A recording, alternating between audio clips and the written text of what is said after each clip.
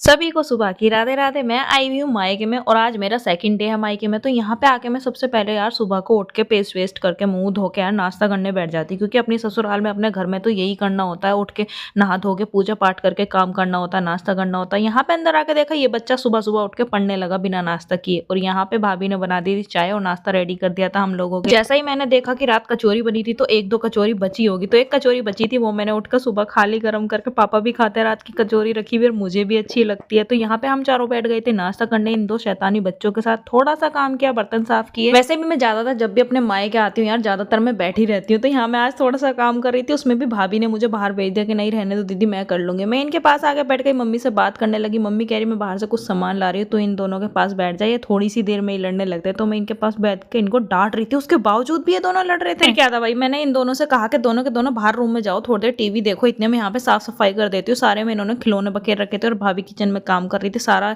Sofa वगैरह साफ किया अच्छे से, सारे इनके टॉयज वगैरह उठा के रखे, क्योंकि उसके बाद हम लोगों को छत पे जाना था थोड़ी देर बैठने के लिए। आज धूप भी अच्छी खासी निकली हुई थी। पहले हमने सारा अपना काम फिनिश कर लिया जो भी फैला हुआ था कपड़े वगैरह। तो भाई छोटे बच्चे तो बड़े ही परेशान करते हैं, दोनों के दोनों लड़े जा रहे थे, इसलिए मैंने इन दोनों को सोफे पे डांट के बिठा दिया। एक तो उधर लेट गया और ये देखो मेरी तरफ को मुंह मटका रहा था मैंने।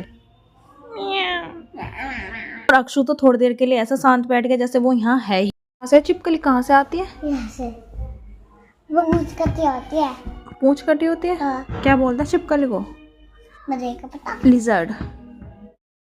उसके बाद भाभी ने काम खत्म किया और मुझे दिया लड्डू तिल वाला, तो मैंने खाया, भाई ने भी खाया। हम लोग दोपहर में चले गए थे छत पे, भाई आके लेट गया था 2 बजे रेस्ट करने के लिए थोड़ी देर, फिर शाम को लैब पे जाना था। और ये बच्चे ऊपर आते यार फिर से शरारत करने लगे, देख के तो मेरे सिर में ही दर्द हो गया। मैंने ऊपर आके कैप निकाल दी थी, ये बोलने लगी। यहाँ तो आपने देखा ज्यादातर मैं छत पे बैठती नहीं हूँ, मेरी वीडियो में आपने बहुत ही कम देखा होगा, 1-2 बार शायद देखा ही ना हो। ऊपर का मैंने आज तक दिखाया नहीं, क्योंकि मैं ऊपर कभी जाती नहीं हूँ थोड़ी बहुत देर के लिए। यहाँ मैं एडिटिंग करने लगी तभी देखो मौसम कैसा हो गया, कभी धूप हो रही थी कभी छाँव हो रही थी, क्योंकि बादल हुए हुए थे। तभी मेरी नजर ऊपर पड़ी, एक एरोप्लेन वहां से गुजर रहा था। थोड़ी देर बाद एक और आ गया, क्योंकि हमारे घर के पास में ही हवाई अड्डा है, जिससे कि बहुत नीचे नीचे एरोप्लेन देखने के लिए मिल जाते हैं छत पे बैठे हुए। उसके बाद हम लोग थोड़ी देर बैठ के चले गए थे।